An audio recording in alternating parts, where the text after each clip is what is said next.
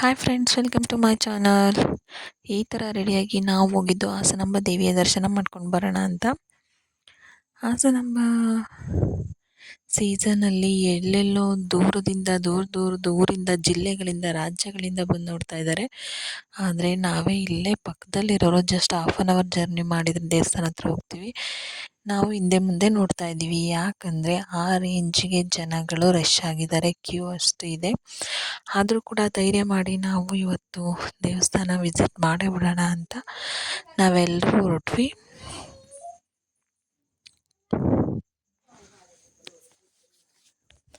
ನಾವು ದೇವಸ್ಥಾನಕ್ಕೆ ನಮ್ಮ ಮನೆಯವರು, ನಮ್ಮ ಚಿಕ್ಕತ್ತೆ ಮಕ್ಕಳು ಮತ್ತು ನಮ್ಮ ಚಿಕ್ಕ ಮಾವ ಇಷ್ಟು ಜನ ಹೊರಟ್ವಿ. ನಾವು ಮನೆಯಿಂದ ಹೊರಟು ನಮ್ಮ ಚಿಕ್ಕತ್ತೆ ಮಗಳು ಮನೆಗೆ ಹೋಗಿ ಅಲ್ಲಿಂದ ಎಲ್ಲರೂ 2 ರೌಂಡು ನಮ್ಮ ಮನೆಯವರು ಡ್ರಾಪ್ ಮಾಡಿದರು. ನಮ್ಮ ಮನೆಯವರು ಮಾತ್ರ ದೇವಸ್ಥಾನಕ್ಕೆ ಬಂದಿಲ್ಲ, ಯಾಕಂದರೆ ಈ ಥರ ಕ್ಯೂನಲ್ಲಿ ನಿಂತ್ಕೊಂಡು ದರ್ಶನ ಮಾಡುವಂಥ ಪ್ಲೇಸ್ಗಳಲ್ಲಿ ನಮ್ಮ ಮನೆಯವರು ಎಲ್ಲೂ ಬರಲ್ಲ. ತುಂಬ ಅವ್ರಿಗೆ ರಿಸ್ಕ್ ಆಗಬಾರ್ದು, ಆರಾಮಾಗಿ ಹೋಗಿ ಆರಾಮಾಗಿ ಬರೋ ಥರ ಜಾಗಗಳಾದರೆ ಮಾತ್ರ ಅವ್ರು ಬರೋದು. ಜೇನ್ಕಲ್ ಬೆಟ್ಟಕ್ಕೂ ಕೂಡ ಅವ್ರು ಬೆಟ್ಟ ಹತ್ಬೇಕಲ್ಲ ಅಂತ ದೇವಸ್ಥಾನಕ್ಕೆ ಬಂದಿರಲಿಲ್ಲ. ಇಲ್ಲೂ ಕೂಡ ಕ್ಯೂ ನಿಲ್ಲಬೇಕಲ್ಲ ಅಂತ ಅವರು ಬರಲಿಲ್ಲ. ನಾವು ದೇವಸ್ಥಾನಕ್ಕೆ ಹೋಗೋಕ್ಕೆ ಮುಂಚೆ ಸಿಂಪಲ್ಲಾಗಿ ಹಾಸನನ ಒಂದು ರೌಂಡ್ ಹೊಡೆದು ಲೈಟಿಂಗ್ಸ್ನೆಲ್ಲ ನೋಡ್ಕೊಂಡು ಬಂದ್ವಿ. ದಸರಾದಲ್ಲಿ ಮೈಸೂರು ಎಷ್ಟು ಚೆನ್ನಾಗಿ ರೆಡಿಯಾಗಿರುತ್ತೋ, ದೀಪಾವಳಿ ಟೈಮಲ್ಲಿ ನಮ್ಮ ಹಾಸನ ಕೂಡ ಅಷ್ಟೇ ಚೆನ್ನಾಗಿ ರೆಡಿಯಾಗಿರುತ್ತೆ. ಯಾಕಂದರೆ ಹಾಸನಾಂಬ ದೇವಸ್ಥಾನ ನೋಡೋಕ್ಕೆ ಜನಗಳು ತುಂಬ ದೂರದಿಂದ ಎಲ್ಲ ಬಂದಿರ್ತಾರೆ.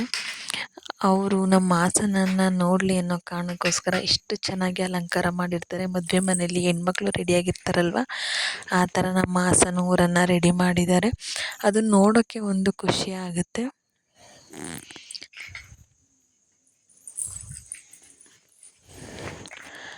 ಒಂದೊಂದು ಬೀದಿಯಲ್ಲೂ ಡಿಫ್ರೆಂಟ್ ಟೈಪ್ ಆಫ್ ಲೈಟಿಂಗ್ಸನ್ನು ಬಿಟ್ಟಿದ್ದರು, ನೋಡೋದಕ್ಕೆ ತುಂಬ ಖುಷಿಯಾಗುತ್ತೆ. ಅದರಲ್ಲೂ ಹಾಸನಾಂಬ ಬೀದಿಗೆ ಬಂದ್ರಂತೂ ಯಾವುದೋ ಲೋಕಕ್ಕೆ ಬಂದಿದ್ದೀವಿ ಅನ್ನೋ ಥರ ಫೀಲ್ ಆಗುತ್ತೆ. ಅಂತೂ ಇಂತೂ ನಾವೆಲ್ಲರೂ ಕೂಡ ಸಂತೆಪೇಟೆ ಹತ್ರ ಬಂದ್ವಿ. ಸಂತೆಪೇಟೆ ಹತ್ರ ಬಂದ ತಕ್ಷಣವೇ ಕ್ಯೂ ನಿಲ್ಲಬೇಕಾಗಿತ್ತು. ಆದರೂ ನಮ್ಮ ಮನೆಯವರು ಇನ್ನೊಂದು ರೌಂಡು ಉಳಿದಿರೋರ್ನೆಲ್ಲ ಕರ್ಕೊಬರೋಕ್ಕೆ ಹೋಗಿದ್ರು. ಆ ಗ್ಯಾಪಲ್ಲಿ ಅಲ್ಲಿ ಯಾರೋ ಚಿತ್ರಾನ್ನ ಮೊಸರನ್ನವನ್ನು ಕೊಡ್ತಾಯಿದ್ರು, ಅನ್ನದಾನ ಮಾಡ್ತಾಯಿದ್ರು. ಈ ಥರ ಪ್ರಸಾದವನ್ನು ಕಿತ್ತಾಡ್ಕೊಂಡು ಹೋಗಿ ತಿನ್ನೋದೇ ಒಂದು ಮಜಾ. ನಾವು ಕೂಡ ತುಂಬ ಜನ ಇದ್ದರೂ ಕೂಡ ಅವ್ರ ಮಧ್ಯೆ ಹೋಗಿ ಕಿತ್ತಾಡಿಕೊಂಡು ಅಂತೂ ಇಂತೂ ಊಟವನ್ನು ಹಾಕಿಸ್ಕೊಂಡು ತಿಂದ್ವಿ.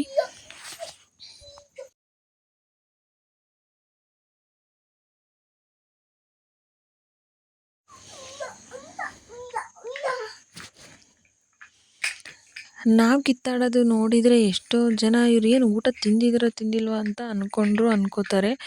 ಎಷ್ಟೇ ಊಟ ತಿನ್ನಲಿ ಬಿಡಲಿ, ಈ ಥರ ಪ್ರಸಾದದಲ್ಲಿ ಜನಗಳು ಗುಂಪಾಗಿ ಬಂದು ತಿನ್ನೋದು ಕಾಮನ್ ಆಗೇ ಇರುತ್ತೆ. ನಾವು ಊಟ ಎಲ್ಲ ಮಾಡ್ಕೊಂಡಾದಮೇಲೆ ಇನ್ನೊಂದು ರೌಂಡ್ ಬರೋರು ಎಲ್ಲ ಬಂದರು. ನಾವೆಲ್ಲರೂ ಒಟ್ಟಾಗಿ ಕ್ಯೂನಲ್ಲೇ ನಿಂತ್ಕೊಂಡ್ವಿ. ನಾವು ಕ್ಯೂನಲ್ಲಿ ನಿಂತಿದ್ದು ಶಾರ್ಪ್ 9:30ಗೆ. ಆದರೆ ನಾವು ದೇವಸ್ಥಾನದ ದರ್ಶನ ಮುಗಿಸ್ಕೊಂಡು ಆಚೆ ಬಂದಿದ್ದು 12:30 ಆಯಿತು. ತುಂಬ ಜನ ಇದ್ದರು.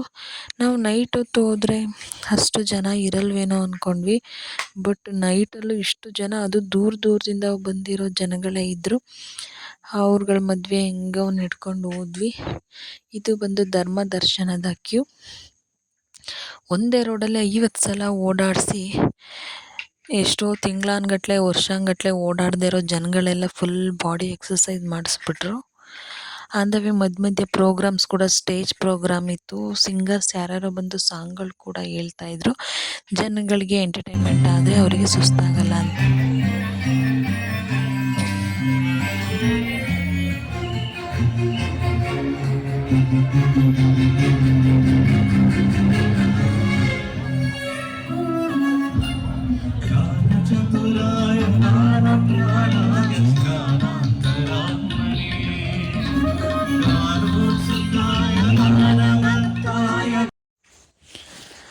ಈ ಸಿಂಗರ್ ಯಾರೋ ಗಣೇಶ್ ಕಾರಂತಂತೆ, ನಮಗೂ ಗೊತ್ತಿಲ್ಲ.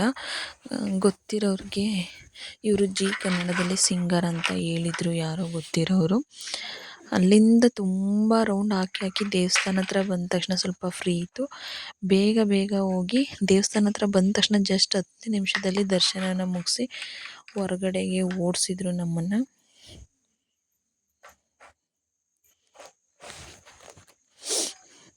3 ಅವರ್ 4 ಅವರ್ ಲೈನಲ್ಲಿ ನಿಂತಿರೋ ನಮಗೆ ಅಟ್ಲೀಸ್ಟ್ 1 ಸೆಕೆಂಡ್ ಕೂಡ ದೇವ್ರನ್ನ ನೀಟಾಗಿ ನೋಡೋದಕ್ಕೆ ಸಾಧ್ಯ ಆಗಲಿಲ್ಲ.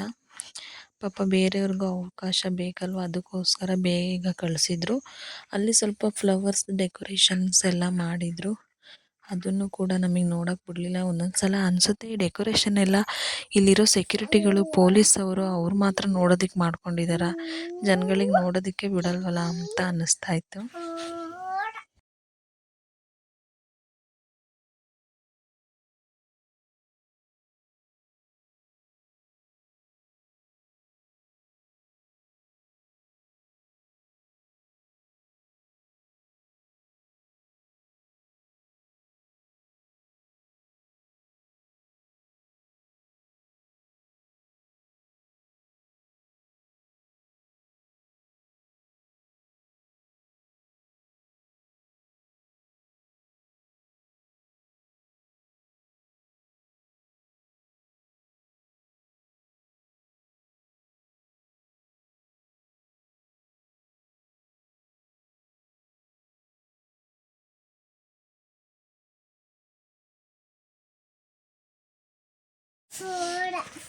ದೇವಸ್ಥಾನದಿಂದ ಹೊರಗಡೆ ಬಂದು ಅಟ್ಲೀಸ್ಟ್ ಆ ದೇವಸ್ಥಾನದ ಮುಂದೆ ಒಂದು ನಿಂತ್ಕೊಂಡು ಒಂದು ಫೋಟೋ ತಗೊಳ್ಳೋಣ, ಫ್ಲವರ್ ಡೆಕೋರೇಷನ್ ಮುಂದೆ ಒಂದು ಫೋಟೋ ತಗೊಳ್ಳೋಣ ಅಂದರೂ ಅದಕ್ಕೆ ಬಿಡ್ತಾ ಇರಲಿಲ್ಲ. ಎಲ್ಲರೂ ಬೇಗ ಬೇಗ ಕಳಿಸ್ತಾಯಿದ್ರು ಹೊರಗಡೆ.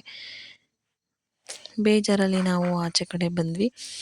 ಅಲ್ಲೇ ಅನ್ನದಾನ ಇತ್ತು. ಅನ್ನದಾನ ಕೂಡ ತುಂಬ ರಶ್ ಇತ್ತು. ಅನ್ನದಾನ ಮಾಡೋ ಕಡೆ ತಿರುಪತಿ ತಿಮ್ಮಪ್ಪನ ಪ್ರತಿಷ್ಠಾಪನೆ ಮಾಡಿದ್ರು. ಅಲ್ಲಿ ನೋಡೋದಕ್ಕೆ ತುಂಬ ಚೆನ್ನಾಗಿತ್ತು.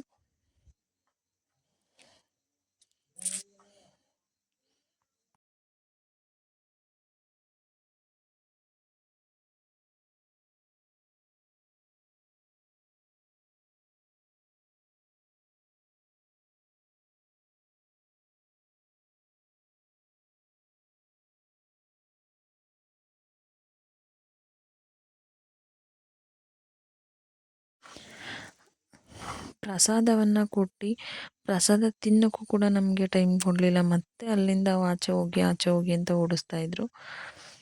ಅಲ್ಲಿ ಪ್ರಸಾದ ಪೊಂಗಲ್ ಮಾಡಿದರು. ಪೊಂಗಲ್ ಕೈಲಿ ಇಟ್ಕೊಂಡು ತುಂಬ ಸುಡ್ತಾಯಿತ್ತು. ಅದರಲ್ಲೂ ಕೂಡ ಇಟ್ಕೊಂಡು ಎಲ್ಲರೂ ಒಂದು ಕಡೆ ತಿನ್ನೋಕ್ಕೂ ಬಿಡ್ತಾಯಿಲ್ಲ. ಒಂದೇ ಅಷ್ಟಿಗೆ ಆಚೆ ಕಳಿಸ್ತಾಯಿದ್ರು. ಇನ್ನೇನು ಆಚೆ ಹೋಗಿ ಒಳ್ಳೆ ಶಾಪಿಂಗ್ ಮಾಡೋಣ ಅಂತ ನಾವು ಅಂದ್ಕೊಂಡ್ವಿ. ಬಟ್